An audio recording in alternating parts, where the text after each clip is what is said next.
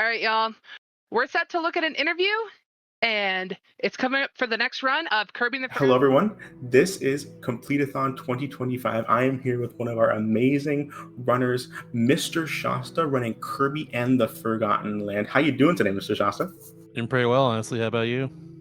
I'm doing great. Are you excited for your run? Oh yeah, absolutely. I love Forgotten Land. It's my favorite Kirby game.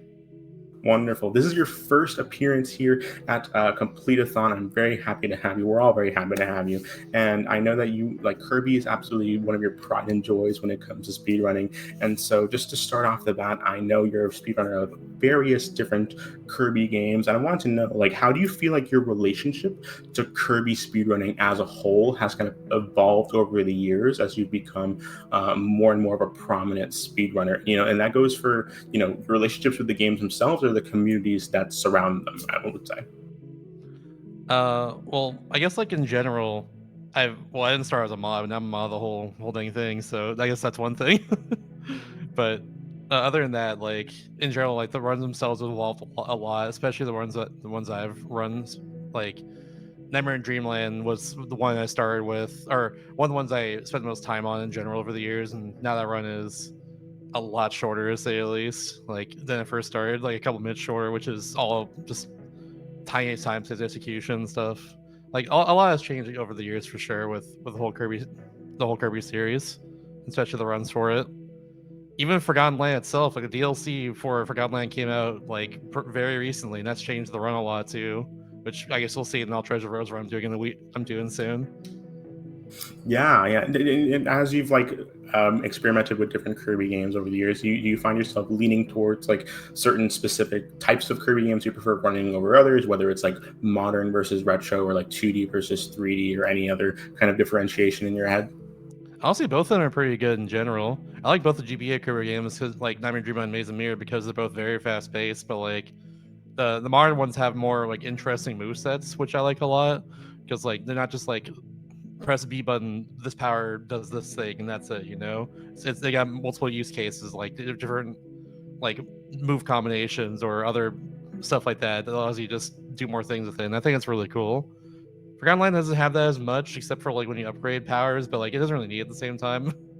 Like the powers themselves do stuff like effects on top of what they do, so it's fun. It makes it interesting to say the least. And speaking of Kirby and the Forgotten Land, I know just very recently, Starcross Worlds, the DLC, came out for Kirby and the Forgotten Land. Has there been any changes in the main game speedrun, or that you're going to be seeing, and maybe any differences that we're going to be seeing as opposed to something we would have seen, like, say, a month ago before the DLC even came out?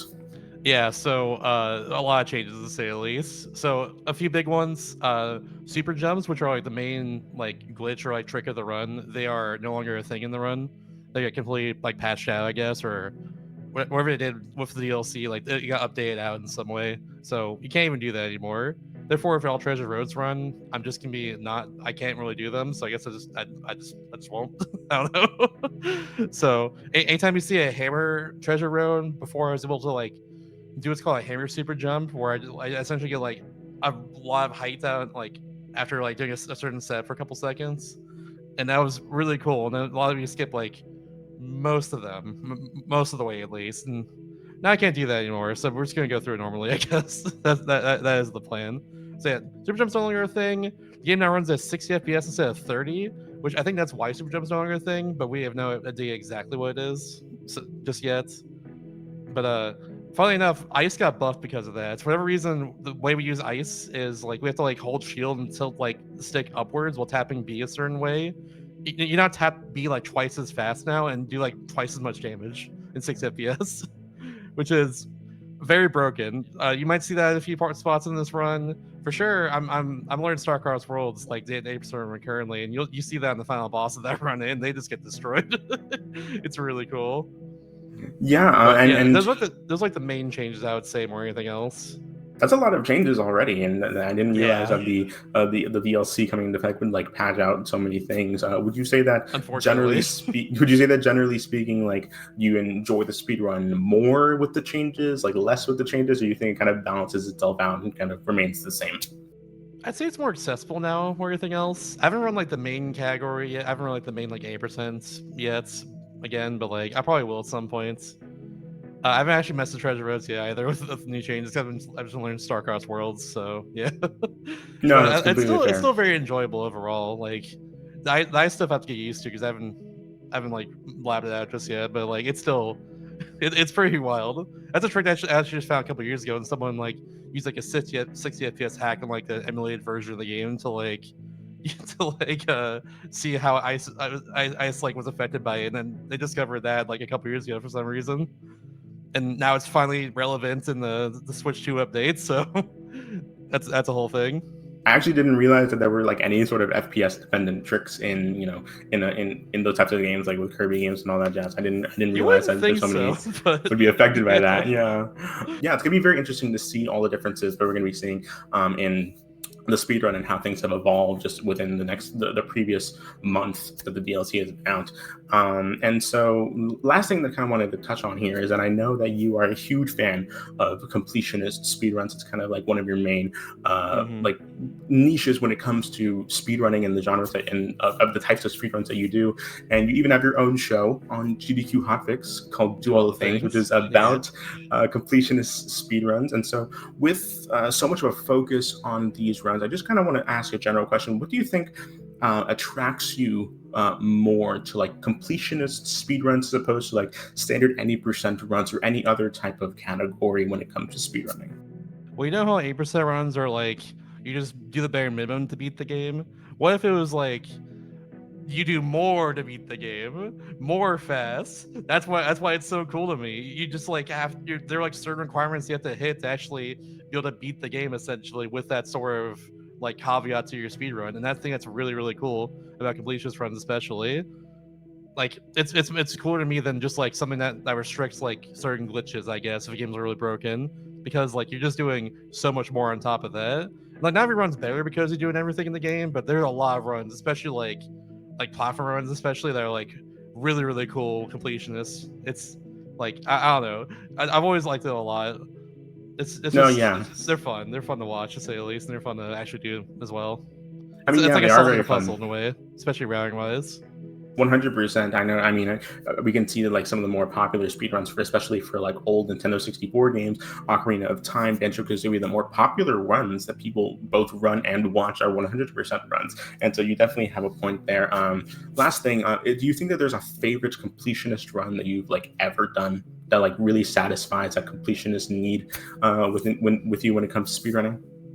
I think the coolest one I've ever done is it's gotta be Metro Prime Hunters, all IAMs. It's gotta be that one for sure, which is on back for this event. It's such a sick run. One of the most broken and flashiest games I've ever run, to say the least. There's out of bounds everywhere. There's very cool, unique movements you do all over the place. There's a bunch of sequence breaks. Like, it's just awesome. I love it so much. But like, a close follow up to that, though, is one that's actually uh, more near and dear to my heart because I did route it at one point. I would route the whole thing to make it a little bit faster years ago, but Metro Samus Returns 100% was another one. Another very, very broken run where at one point you just get space jump and then you just clip out of bounds and you just get everything from out of bounds basically until the end of the game. Like it's really cool. There's like 7 or 8 different unique ways to go out of bounds in that game. Like it's so broken, but it's still like despite that fact, like over 2 hours. It's over a 2 hour 100% run. Yeah, it's Yeah. such a cool run. Yeah, I totally get you. I mean, that's just the nature of completionist runs. They take a while. And Mm-hmm. so we might be able to see Metric Prime Hunters in this very event. If not, I'm sure we'll see it at a future Completeathon. Oh But yeah. yeah, thank you so much, Mr. Shasta, for taking the time out of your day to be part of this interview. Is there any last things you want to say before you head out? Go fast, gamers, and get everything. Don't forget something. Don't do 99%. Do all the things. Do all of the things, yes. But thank you so much for this wonderful interview, and everyone, please stay tuned for his upcoming run of Kirby and the Forgotten Land, and make sure that you help us continue to raise more money for Girls Make Games Scholarship Fund in the process. Enjoy.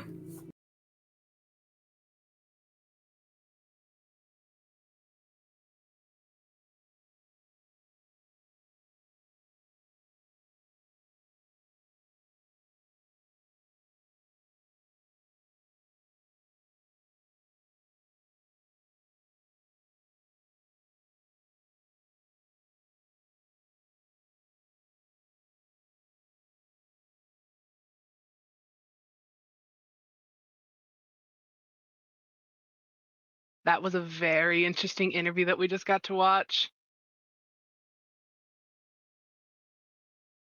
But since we are getting very, very, very close to the next milestone for Kirby and the Forgotten Lands, if I can shuffle my...